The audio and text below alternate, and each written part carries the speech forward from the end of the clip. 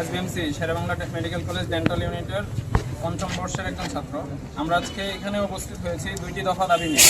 আমাদের তীব্র শিক্ষক সংকট।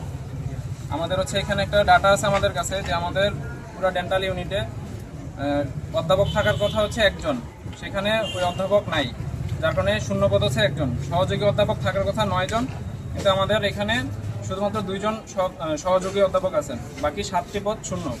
সহকারী অধ্যাপক আছেন 14 জন থাকার কথা, কিন্তু মাত্র 2 জন সহকারী অধ্যাপক নিয়ে ডেন্টাল ইউনিট চলতেছে, বাকি 12টি পদ খালি পড়ে আছে।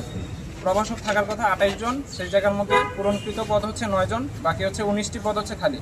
এই টোটাল মোট 52 জন টিচারের পরিবর্তে মাত্র 11 জন নিয়ে আমাদের ডেন্টাল ইউনিটের সমস্ত একাডেমিক কার্যক্রম চলতেছে।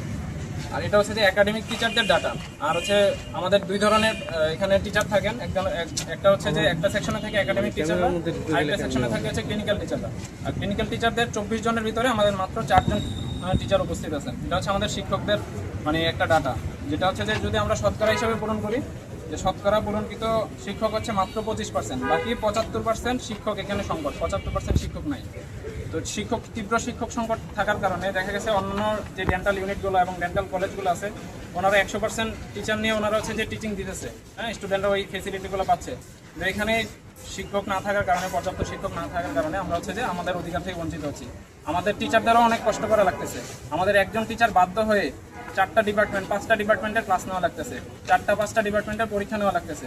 আমরা চাচ্ছি যে আমাদের এই শিক্ষক সংকট অবিলম্বে এটা যে পূরণ করে দিতে হবে। আমাদের যে অধ্যাপক, সহযোগী অধ্যাপক, সহকারী অধ্যাপক, প্রভাষক যে 52 জনের বদলে 39টা পদ যে খালি আছে, ওগুলো আমাদের জনস্বার্থে আমরা যাতে ভালো আমরা 15টা ব্যাচ এখানে চলে আসছে। 15টা ব্যাচ আমরা যে এবছর 15তম ব্যাচ ভর্তি হয়েছে। আজকে শিক্ষকদের এই অবস্থা।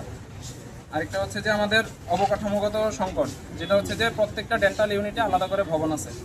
রংপুর মেডিকেলে আলাদা ভবন আছে, ময়মনসিংহে ভবন আছে, হ্যাঁ, এরকম প্রত্যেকটা সব জায়গার মধ্যে যে আলাদা করে ডেন্টাল ইউনিটের জন্য আলাদা ভবন আছে। প্রত্যেকটা ডেন্টাল ইউনিটে ভবন আছে, কিন্তু আমাদের এখানে ভবন নাই। তো আমরা আমাদের আরেকটা দাবি আমাদের জন্য ভবন বরাদ্দ দেওয়ার জন্য, এবং ভবন আসার আগ পর্যন্ত আমাদের এখানে যে আমাদের 3 তলার মধ্যে যে আমাদের ইয়াটা দেওয়া হয়েছে, ওটাকে করে দেওয়া, কি বলে, স্বয়ংসম্পন্ন করে দেওয়া। কিন্তু আমাদের দাবি শিক্ষক সংকট নিরসন করতে হবে, এবং অবকাঠামোগত যে সংকট আছে ওটা নিরসন করতে হবে। আবারও বলছি, আমরা এখানে সবাই যে ছাত্র, আমরা কেউ কিন্তু ডাক্তার না, যে আমরা রোগীদের সেবা বন্ধ করে এখানে আসছি এরকম না। আমাদের রোগীদের সেবা চলতেছে। ওখানে ইন্টার্ন যারা আছে, রেজিস্টার যারা আছে, ডক্টর ইনডোরে যে ডক্টররা আছে, ওনারা ওনাদের সেবা দিচ্ছেন। আমরা এখানে যারা আছি সবাই ছাত্র এবং ছাত্রী, কেউ ডাক্তার না। তো এটা যেন কোনো ধরনের মিস গাইড না হয় যে আমরা রোগীদের সেবা বন্ধ করে আসছি। না, আমরা তো রোগীদের সেবা দেই না, আমরা আমাদের যে অধিকার ওটা চাচ্ছি এখানে। তো আমরা এখানে আজকে এই জন্য দাঁড়াইছি যে কোনো শিক্ষক, কোনো অথরিটি বা প্রিন্সিপাল, আমাদের ডেন্টাল ইউনিট হেড, পরিচালক কারো বিরুদ্ধে দাঁড়ায় নাই। আমরা যে ওই অথরিটিটার অ্যাটেনশনটা গ্রো করতে চাচ্ছি যে আমাদের এখানে তীব্র সংকট চলতেছে, আমরা আমাদের অধিকারটা চাচ্ছি।